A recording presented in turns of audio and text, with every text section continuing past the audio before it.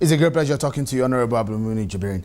You've been in the eye of the storm as regarding the padding of the 2016 budget. You've come up with a lot of allegations on that matter. And a lot of people will be asking, did the 2016 budget really, was it padded? Of course, there's that unanimity in the National Assembly. We all completely do not agree with the word padding. For me personally, I've been consistent with the choice of the word insertions. And of course, as I've explained in the last few days, there's been a lot of insertions in the 2016 budget from the angle of the National Assembly. Even though the law allows it, internally, I raised an observation. Of course, I discussed the matter with the Speaker, that personally I believe that the insertions were too much. And it's also very important that the Constitution gave us the power to appropriate, gave us the power to insert. But the intention of the Constitution is not for you to do senseless insertions. So these are the issues that I fought internally until eventually I left. So really, if what the insertions that were there, senseless insertions in the 2016 budget? Absolutely, there were a lot of insertions that I took objection to. And it was passed? It was passed. In the document that was passed? In the document that were passed. How bad were these insertions? Well, a lot of Nigerians will call it padding. How bad was the padding? Well, I have explained this a lot.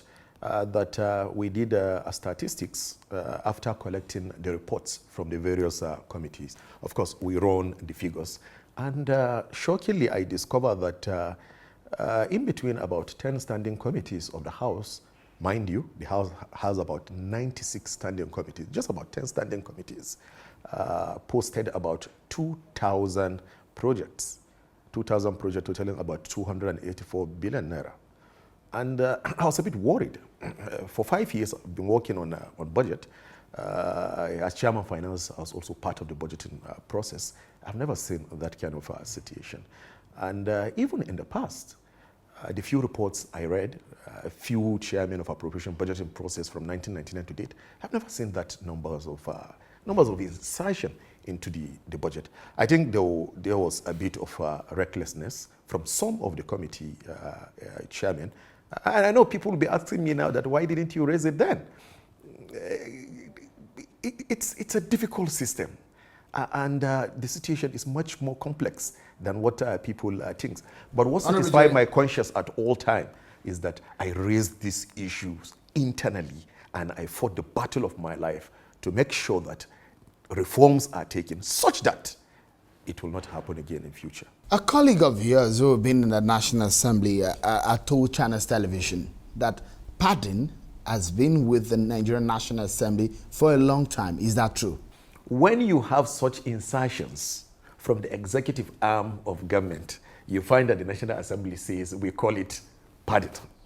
And from the executive arm of government, when insertions are made from the National Assembly, they also say we padded the budget. But if you talk to the executive arm of government, they will tell you that we don't know anything padding. So, well, on a serious note, I will not say that it is padding. I've always believed it's insertions. What I think is wrong is when these insertions goes above limit. In the case of 2016. The above limit situation is off limits. That's what we're looking at now. Is it true that perhaps in the 6th Assembly, in the 5th Assembly, we've had situation that these insertions have always come in the budget? Has it always been like that? Every year, there's always been that. If you can recall properly, well, for the 5 years that I've spent at National Assembly, in 2011, there was that here and there with the executive arm because of insertion, the size of budget. Every budget year, there are some key issues that creates a bit of a tension between the National Assembly and the executive arm of government. Essentially, one is the size of the budget. Secondly, is the quantity of insertion, new items from the National Assembly. These issues always cause a lot of friction and tension between both arms of government. It was the case in 2011, 2012, 13, 14, 15, and of course 2016. The only difference is that in 2016, I saw the numbers of insertion in 2011, saw in 2012, I saw in 2013, 14, 15, and 2016, it went completely off the board. Is the father of all insertions, the senseless insertions, according to you? Well, I stand by my words that there were a lot of insertions and they were senseless. In terms of figures, how bad are these insertions? Can you tell us? In terms of figures that were put into amount of money. Yeah, I actually quoted it. I said it amounted to about 284 billion. That were inserted from the lawmakers' point of view. Yes, but understand something. Technically, it didn't increase the size of the budget. So we are now saying it is a movement of money here and there. Do you understand how it works? Yes, the movement of money within the budget, probably 1 million naira has been budgeted to buy a set of television. Then a member decides that he wants to use that money to buy a radio set. So he takes the entire 1 million, or he takes 500,000 out of the 1 million and introduce a new item, a radio set, and put it there. So that kind of situation in the budget is expected. Of course, there will always be input from the National Assembly. But when the input becomes too much, then you have a bad situation. But when it becomes too much, does it appear like a crime? Well, I tell you something. It's a huge, it's a serious issue, because if you have, it's a couple of things need to come together to make it a crime. A couple of things need to add up to make it a crime. And I'm sure that in the course of our discussions, we're going to get there and we'll discuss that. Honorable Jibrin, were you part of the insertion, the senseless insertion that went on the 2016 budget? Well, I wasn't part of the insertion, but I think I didn't also help myself, because I started speaking quite late. The event that pushed me to start talking doesn't look too attractive to people, because they said, why are you talking now that you've left the position? But this is a process of the budget, a very simple and straightforward process. The appropriation committee is overhyped. People assume the power that the appropriation committee does not have. The appropriation committee is only a coordinator. Now, the budget proposal comes from the executive arm of government. It is read on the floor, first reading. It goes for second reading. That is when we do the general principle debate. Every member contributes to the bill. Then it is referred to the appropriations committee. What the appropriation committee does, and that is exactly what we did in 2016, we will call a meeting. The principal officer will call a meeting. The speaker attends that meeting with chairman and deputy chairman of committee. We had that meeting in January, Wednesday, I think January 27th or January 16th, day about. I have the, anyway, we had that meeting where we will discuss the guidelines. And the guidelines, it's a standard practice, it's a tradition. Just to remind them that you cannot move money from capital to recurrent heads, from recurrent to capital. You cannot increase the size of your envelopes, etc. So you just discuss that. Then if they have any issue, they also discuss those issues with you. So we had that meeting, and it was peaceful. We gave them the guideline. The speaker was in attendance. And one fundamental thing that we normally do at that meeting is that it is at that meeting that the appropriations committee in itself is reduced into subcommittees. So we are 40 in number. And we break down to an average of three members per subcommittee, every member of the appropriation committee. So each subcommittee of the appropriation committee is attached to certain numbers of committees to go and supervise. So that is where essentially you will do your appropriation work. And those committees, by the time they finish their job and bring it back to the appropriations committee, the report will not be accepted, will not be considered, will not be deliberated until that member of the appropriations subcommittee endorses the report. So by implication, So long as you go and participate at the level of that committee and you bring back your report and endorse it, that this is your report, every member of the appropriation committee had endorsed the reports, the various reports from the standing committees. So that process was done. We had the meeting. After that meeting, we dissect the budget, send it to the various standing committees. That is when they start the budget defense. They invite the MDAs, etc. After that, they write their reports, supervised by at least 3 members of the appropriations committee. After writing their report, they bring it back to the appropriation committee. The first question that a standing committee is asked when they come before the appropriation committee to submit their report is the subcommittee members of the appropriation committee will sit with them to either agree with that report or disagree with that report. If they agree with that report, we accept it. If they disagree with that report, we reject it. That is the standard practice. And all these things are on camera. So I had to explain this so that you now understand how impossible, practically impossible it is for an individual to do a budget for a country. And how practically impossible it is for you to exclude members of your committee, appropriation committee, and how practically impossible it is for you to exclude members of standing committees, and how impossible, practically impossible it is for you to exclude members of the body of leadership. Now, after we receive the report, usually the tradition, because of shortage of time, we send the estimates, that is the bill. The bill will be passed. Then we work on the details. So the details is the finishing touch.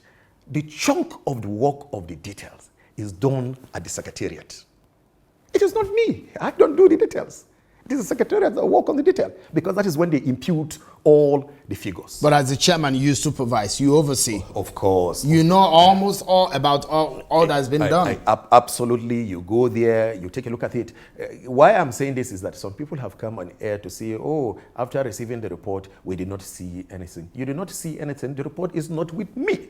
But the most important thing is that you go by to see the appropriation committee working, be sure that the secretariat working, be sure that they're doing the right thing, you supervise it, etc. And I've explained, this is important, I want to say this, and I've explained that during that process, from the beginning of the budgeting process to the last stage of the budgeting process where the president finally accented, on 2 occasions, the speaker directed that my secretariat or the appropriation secretariat should be taken away from me. Why? And they went. Did you ask why? And they went. Well, he is the speaker, the clerk, and the staff of the secretariat. Usually they call me, put in a bit of resistance because it's never happened in the past. But what can I do? So they take it, do whatever insertions they want to do, and return it to me. He's not going to deny that. When did this happen? Was it in January that this happened? No. Of course, you know, it stretched over a lengthy period of time. I don't have the figures precisely now, but of course, it took a bit of time, if you remember that. But did you meet the speaker to tell him why this resistance is coming from your own secretariat, to which you are the chairman?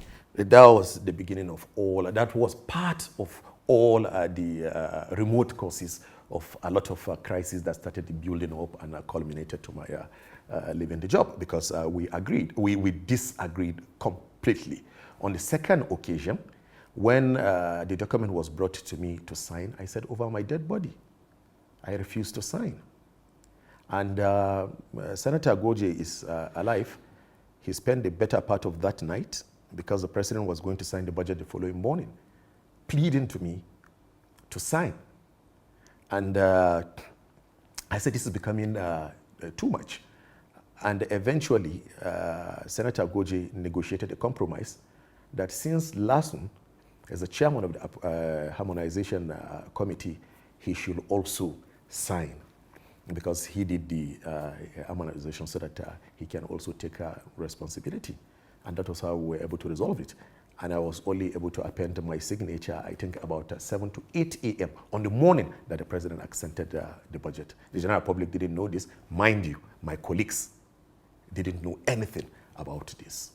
Okay, well, you said that you were not part of the pardon, or the senseless insertions, like you like to call it.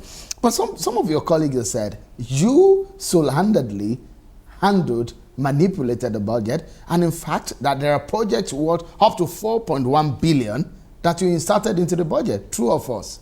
Well, absolutely false. My problem was that I wasn't talking. I came into the National Assembly pretty young.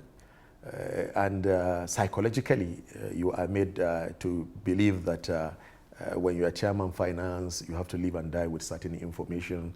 If you are chairman appropriation, you are practically a custodian of secret. There are a lot of things that you should not see or you must not open up. So I've actually lived with that kind of mentality in the last 5 years within the National Assembly system. Between when the committees brought in the reports, and of course when the first version of the budget went to the president, so much happened.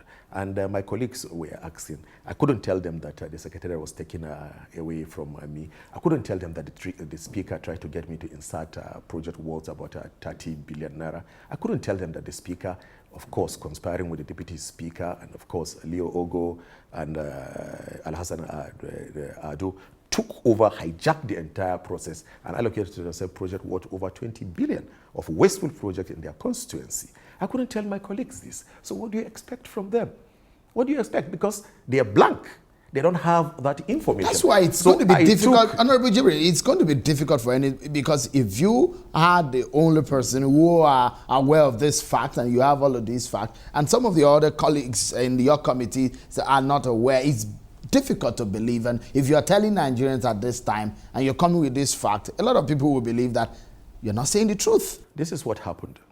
While that was going on, we were able to put together the budget. In between, after complaining to the speaker that I'm uncomfortable with the numbers of insertion into the budget, we opened up a discussion, myself and Senator Gojo with the executive arm of our government, tried to consult ministers. It was in between that we saw the president. Of course, the speaker took offense that we saw Mr. President for reasons best known to him. I don't want to go into that. You saw the president in his absence? Without him? Yeah, we saw the president without. So Senator Gojetu, members of the National Assembly sees the president. The speaker is just one among equals, so there's no any big deal. But he took it extremely personal. He took offense that your committee went to see the president. And that's not the first time I'm meeting a Nigerian president. I've always met a Nigerian president even before coming to National Assembly. I'm sorry, that might sound a bit boisterous, but that's the fact of the matter.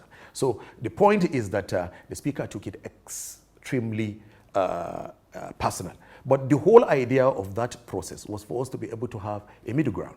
So what we did was to consult ministers. They are living witness, Fashola and the rest, all of them. They all came around. We had a very good discussion.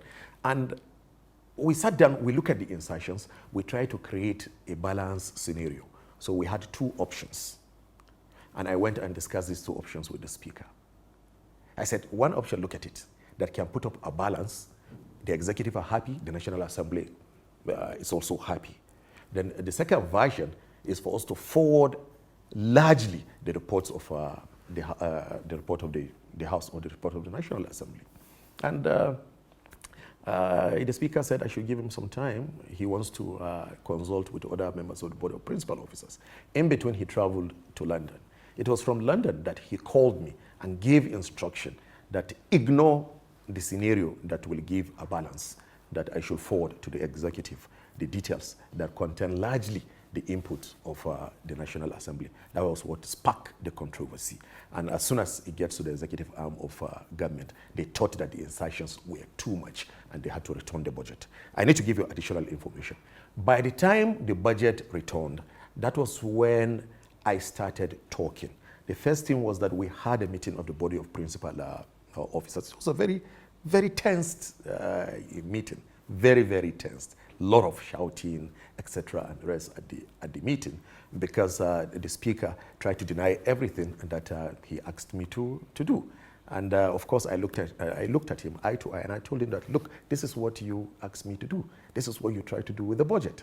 And so why are you trying to deny it now? And at that point, I was already under pressure from the general public. I did all I can to continue to defend the National Assembly because it's the institution that I belong to. And here I am with the speaker denying what we've discussed. And of course, supported by Honorable Lasun and of course, Honorable Liu. It was after that that I got the first bombshell. When they looked at me and they said, okay, from here we are going to the executive session, but what we want you to do is you go in there, don't tell them that we took 40 billion out of the 100 billion that belongs to the entire National Assembly for zonal intervention. Took it in the sense, just a moment, took it in the sense that personally or how? Yeah, they allocated it to themselves and distributed it in form of projects. A lot of Nigerians will be wondering just how that would be possible. No lawmaker have access to funds. I will answer you. And my response was that I said, look, there are a lot of things I can keep quiet about. But I said to them that, look, go and get the best accounting firm in the world. They cannot hide or they cannot play around 40 billion out of 100 billion. There's nothing I can do about it. So they didn't find that funny. And I think that was the point that they marked me for let me try to get the appropriate word, maybe for elimination from my position. You said that you went up to the executive session and you said all of this. And one will be wondering that at that point in time, what was the decision of the other members of the principal officer? Because obviously you have not mentioned the majority leader. Where was he in all of this? Well, people have asked me. A couple of people called me to say it is a bit strange or weird that the majority leader kept quiet in the whole of this. The reality of the matter is that maybe because of how the whole emergence of the leadership took place, I'm not holding a brief for him, but the reality of the matter is that against our own advice of total integration of everybody in the House, Speaker Dogara didn't do much to get the leader, Honorable Femi, involved in the activities of the House. So he was completely excluded. He wasn't part of. So at most of the sessions that you have all of these insertions coming, Honorable Gbajabiamila was never there. He was at the session where Leo Ogo and Lasu tried to leech me because I was resisting the fact that I am not going into the executive session to lie. He is there. He was at that session. But a lot of key decisions that were taken in respect of the budget, Femi wasn't involved. And I think I will be doing a disservice to the country to blackmail somebody at this point. He wasn't involved, and I think that's why his conscience is so clear. Because one would be wondering, a lot of people know that the friendship or the affinity between you and Honorable Gbajabiamila, and one important fact again is that a lot of people will be wondering, there is no bill that will generate on the floor of the National Assembly or the Parliament without the majority leader being involved majorly, even lifting the bill and proposing the bill and the motion. And you're saying that this man is not aware all of this, and all the principal officers, and you want Nigerians Let me tell you something very interesting. You know, one thing interesting about this life is when people who see things from inside and you that see things from outside. A lot of things goes on inside that people outside don't see. I tell you something. There was a day myself and Femi stood against the position of the speaker in respect to the issue of the numbers of bills. It is only under Speaker Dogara that you'll have a situation where one person will have 50 bills to his credit. In which part of the world? A bill. Do you know how difficult it is to put together one bill? Under Dogara, one person has 30 bills, 40 bills, 60 bills, 70 bills. And the majority leader stood up that in the morning and said, look, this issue must be raised. I supported him. We put up a bit of a fight. It didn't go through, of course, pleading here and there, we let it go. I had to just give you this instance so that you understand that there could be a lot of resistance. It is not that it's been all rosy. There's been a lot of disagreement with the way he's running the House and a lot of issues that have remained controversial until date. But on this issue, so that we do not deviate so much, I can assure you 100% that most of the decisions taken, the majority leader of the House was not in the know. Honorable Jibrin, you have always been the saint in this matter, isn't it? Absolutely. So there is no single part, no single project that's come in your name in the 2016 budget. When you came in here, Sheung, one of the discussions that we had with you is that I was telling you that you've listened to all the allegations against me. It's all the accusations and allegations and the lies they've told, and there's no one that took me more than an hour to respond to it. I have said, tell me what I did wrong. 9 members out of 40 of Appropriation Committee addressed press conference that they were excluded. I explained the process. I gave out 15 documents yesterday to show the agenda of the meeting, the distribution of the committees, the committee rooms where they met, the videos of how they came and submitted their report. So there's no this thing. The only thing they keep talking about is issue of immaturity, issue of betrayal. I've asked them, who did I betray? Issue of immaturity. I get so amazed sometimes when I hear Dogara talk about immaturity. This is a young man that picked you up. Chairman of APC, Oyegun. You picked him up? Is that what you're saying? Yes. You picked the speaker up? He is alive. Oyegun is alive. Lawali Shaibu, they're all alive. The defining moment was the mock election that was held at the International Conference Center. Speaker Dogara was seated there. He could not move an inch. When we wanted to walk out of that setting, in fact, Dogara was practically crying and pleading that we should negotiate and give him a deputy speaker. When Oyegun shouted that, sit down there, Dogara, sit down there, Jibrin. And I stood up to address this the session and made my point one after the other and held his hands like this. I held him like this and pulled him out. And pull him out of that hole. This is a young man that organized all the resources that you use for your election, mobilize our friends in and out of the National Assembly, mobilize members, organize all the meetings, provided the meetings locations, everything. All at that point, when you used to come and sit in his house and wait downstairs for 30 minutes, 40 minutes to see him, to take you to places around the city, etc., he wasn't an immature young man. Now that he can look at you and tell you, Mr. Speaker, you are wrong, don't do this because you're destroying the house and you're destroying us. Isn't it the reason why you're angry, perhaps? I've become immature. It's not playing ball to your favor. Isn't this why you're angry? That's not the point. I'm just giving you a bit of a background. Remote courses. I told you initially that some people have said, oh, when it was good, you didn't talk. And I tried to explain to people that it's never been good for me and for myself and Dogara. And it will surprise people, but that's the fact of the matter. So you are regretting supporting Speaker Dogara right now? Very, very clearly, I've said it, but I said something. I made an error of judgment.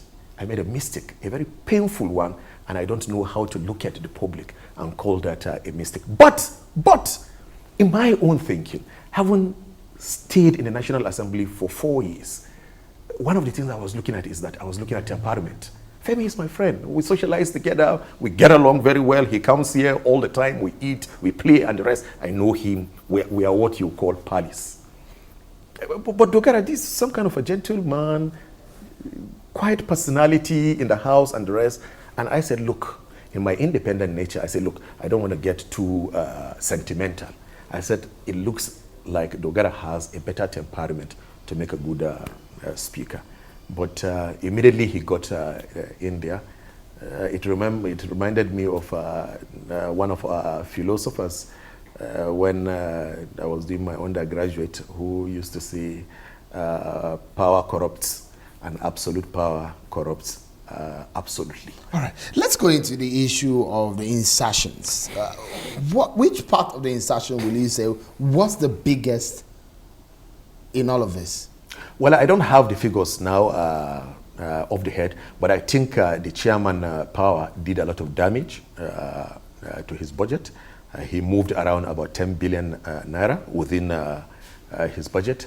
The chairman health also did a lot of damage in form of insertions. He also about 9 billion. There are a couple of them. I don't have all of them. You also said that the speaker moved around about 20 billion inside. Of course, in his constituencies, putting all sort of inputs in the budget. Himself, the deputy speaker, and of course the two others combined, they build in a portfolio of over 20 billion naira in the budget. And you are involved in all of this? How? I have explained to you because entirely. One of the explanations that you have told the public is that in every situation where you were approached, you resisted.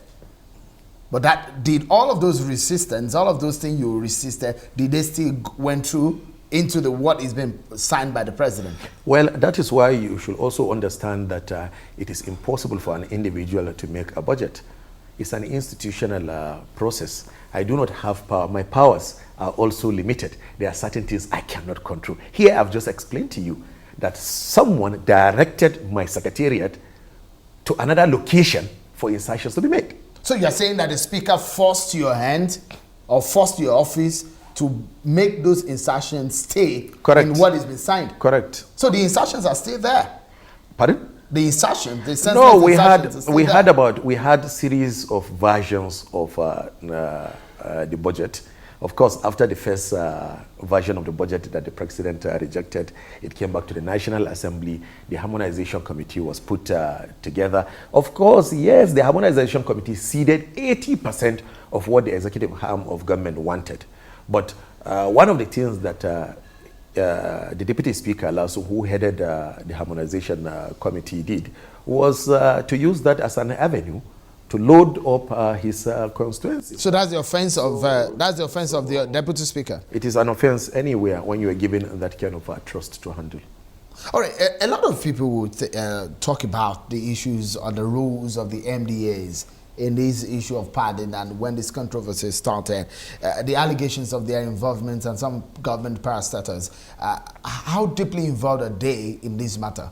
Now, if you had asked me this question on a normal day, without this controversy, I would have been able to talk extensively on that.